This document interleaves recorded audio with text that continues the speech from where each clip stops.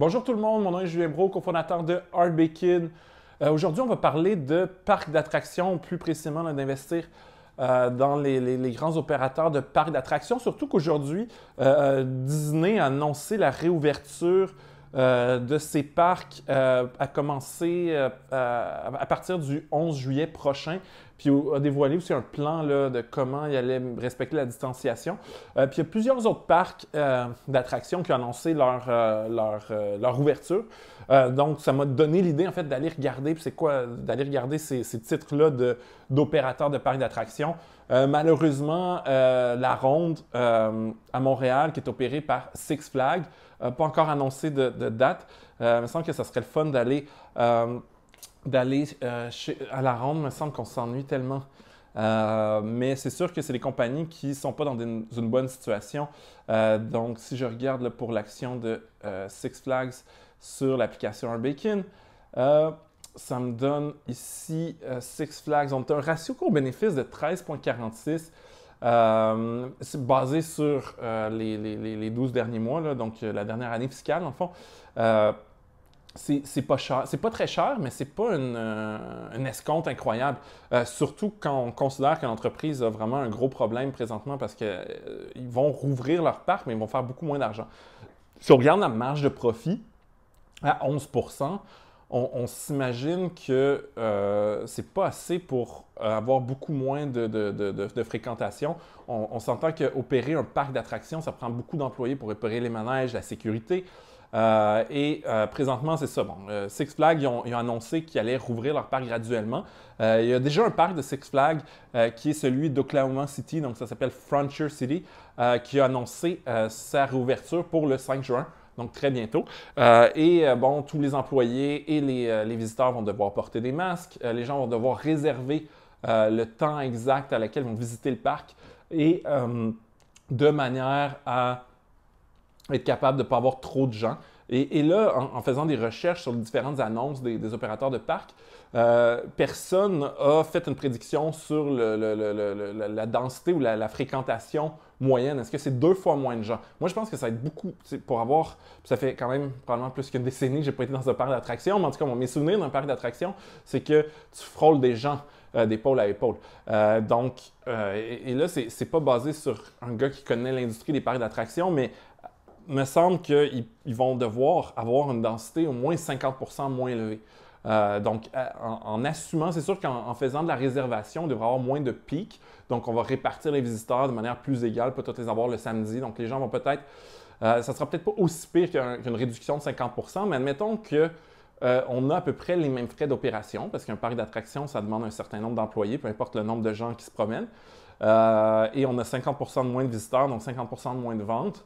Et on a des marges de 10 %. Donc, on a un problème où on va perdre de l'argent.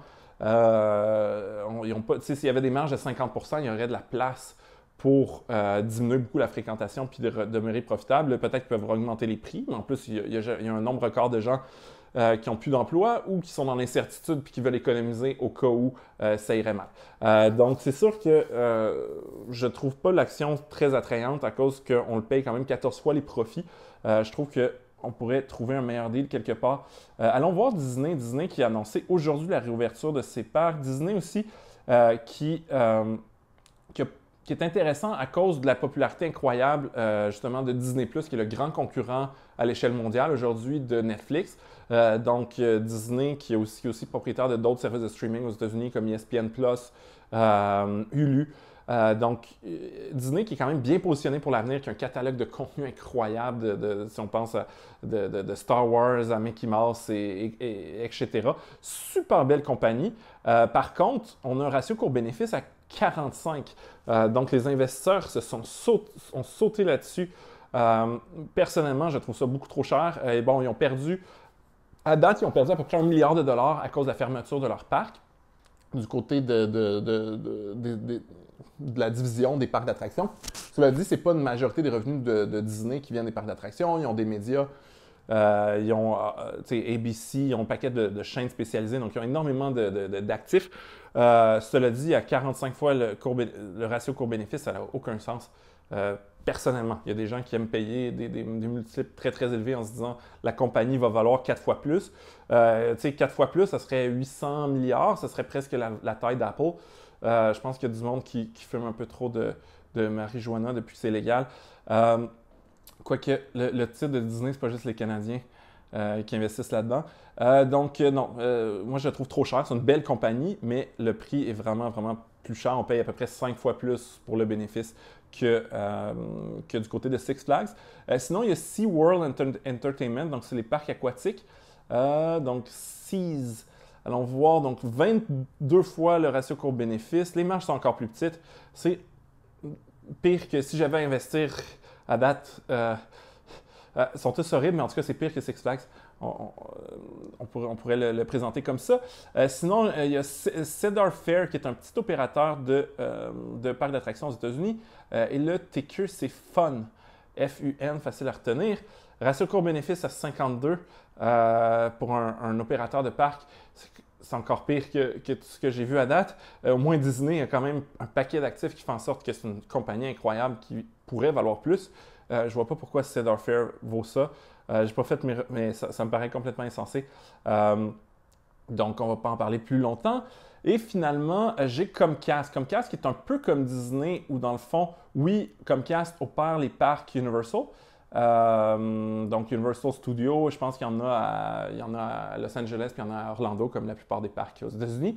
Par contre, on paye 15 fois le ratio court-bénéfice. Donc, on est quand même dans un monde normal. On paye peut-être un tout petit peu plus cher qu'on paye pour Six Flags, mais Six Flags, présentement, la compagnie est arrêtée. Il n'y a aucun parc d'attractions en opération. Comcast tire la plupart de ses revenus de la câblo-distribution, des forfaits Internet, donc c'est un fournisseur d'Internet, et ses actifs médias. Donc, du côté de Universal, j'ai noté, ils ont annoncé la réouverture de ces parcs d'Orlando seulement, donc pas ceux de Los Angeles, pour le 5 juin. Cela dit, encore une fois, les revenus des parcs d'attractions est une minorité des revenus de Comcast. Comcast, quand même, a quelque chose dans son jeu, c'est que c'est un des plus gros fournisseurs Internet et de câblo-distribution aux États-Unis. Les gens sont pris à la maison. Qu'est-ce qu'ils font? Ils utilisent la bande passante puis ils regardent la télé. Donc, à date, dans tous les titres que j'ai vus aujourd'hui, c'est le seul qui me semble potable. On n'a pas un discount incroyable dessus, mais on parle d'une compagnie en santé avec une belle marge de profit, 10%, un taux de distribution. Les analyses de se conserver, donc c'est quelque chose d'intéressant. Sur ce, je vous invite à télécharger ArtBacon. C'est une application mobile qui se connecte sur vos comptes de banque, vos comptes d'investissement, vous aide à prendre de meilleures décisions financières. Aussi, on a une version gratuite qui vient qui se permet de connecter un compte de banque.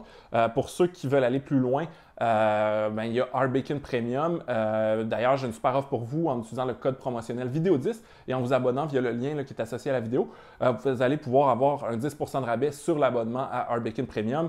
Et finalement, si vous voulez ouvrir un compte de courtage pour investir en bourse, on a des super offres dans notre centre d'offres qui est dans l'application mobile ArtBacon, bien entendu, mais aussi sur notre site web au artbacon.ca/offre au pluriel. Sur ce, bonne journée!